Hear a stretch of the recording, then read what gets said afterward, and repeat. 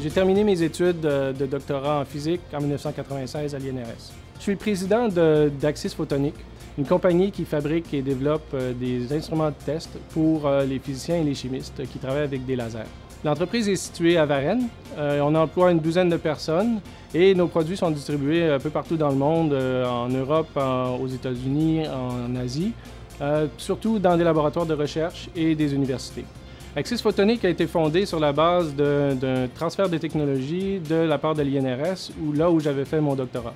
À la suite de mes études, les laboratoires qui faisaient la même chose que nous, finalement, dans le monde, m'ont contacté pour me demander de fabriquer une caméra comme celle que j'avais fabriquée à l'INRS. Ma passion des lasers, elle vient il y a très très longtemps. C'est quand j'étais au cégep, mon professeur de physique est arrivé avec un laser hélium-néon et tout de suite je me suis dit, c'est ça que je veux faire dans la vie. J'étais au bac en physique à l'Université Laval, j'étais président de l'Association des étudiants en physique et j'ai reçu une invitation de l'INRS qui nous offrait de venir visiter à Varennes, les installations de Varennes.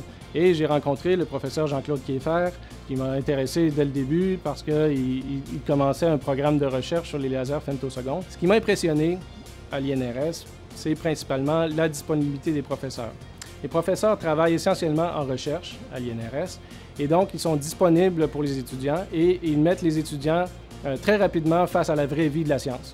Chez Axis Photonics, on fabrique des caméras très spéciales. Ce sont des caméras qui sont extrêmement rapides et qui permettent de mesurer des impulsions de lumière très très brèves. Dans le marché des caméras, nous, ce qu'on fabrique, c'est des Formule 1, pour faire une analogie avec le monde de l'automobile. Les domaines d'application de nos caméras sont très très variés.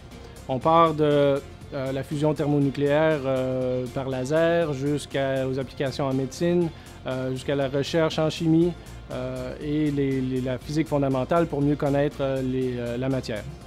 La NASA nous a approchés parce qu'ils étaient en train de développer une nouvelle méthode pour analyser les sols qui viennent de Mars, de Vénus ou d'autres planètes. Et on était les seuls à être capables de fabriquer une caméra qui répondait à leurs besoins. Dans le monde, on a installé à peu près une vingtaine de caméras qui sont installées dans des laboratoires de recherche principalement et des universités. Le département de recherche et développement d'Axis Photonics est situé dans les locaux de l'INRS pour la simple et bonne raison que l'INRS a de l'équipement qui est à la fine pointe de la technologie que l'on peut utiliser pour à la fois tester nos caméras qui vont chez les clients dans de vraies conditions d'expérience et aussi de développer de nouvelles technologies. Le fait de devenir entrepreneur n'a jamais été dans mes plans de départ. Je voulais être un professeur d'université, faire une maîtrise, un doctorat, puis un postdoc, puis ensuite devenir prof. Mais c'est un concours de circonstances qui m'a amené à démarrer l'entreprise et à devenir entrepreneur.